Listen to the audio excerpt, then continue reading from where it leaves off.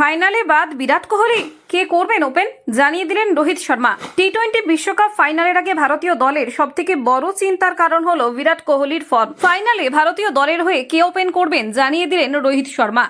একে একে সব বাধা পেরিয়ে 7 মাস পর ফের আরও এক বিশ্বকাপের ফাইনালে ভারত।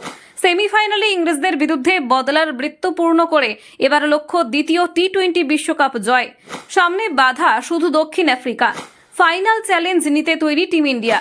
কিন্তু টি-20 বিশ্বকাপ ফাইনালের আগে ভারতীয় দলের সবথেকে বড় চিন্তার কারণ হলো বিরাট কোহলির ফর্ম। গোটা বিশ্বকাপ কেটে গেলে নিজের চেনা ছন্দের ধারে কাছে নেই বিরাট কোহলি, যা ক্রমশ চাপ বাড়াচ্ছে। এমন নিরাশাজনক বিশ্বকাপ বিরাট কোহলির ক্রিকেট ক্যারিয়ারে এর আগে কাটেনি। প্রতিযোগিতায় 9 ম্যাচে বিরাট কোহলি মোট করেছেন 75 রান, একটিও অর্ধশতরান নেই। সর্বোচ্চ স্কোর 37, স্ট্রাইক রেট 100। ফলে বিরাট কোহলির ফর্ম নিয়ে উঠেছে নানান প্রশ্ন। দল থেকে বাদ দেওয়া নিয়ে তৈরি হয়েছে জল্পনা।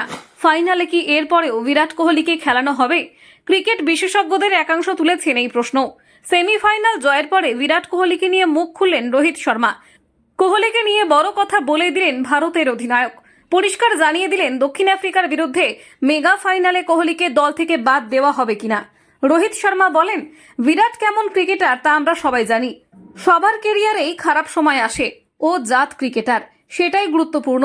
খারাপ সময় কেটে যায়, ওর রান করার কতটা তাগিদ রয়েছে সেটা দেখা যাচ্ছে। ফাইনালেও ওই ওপেন করবে।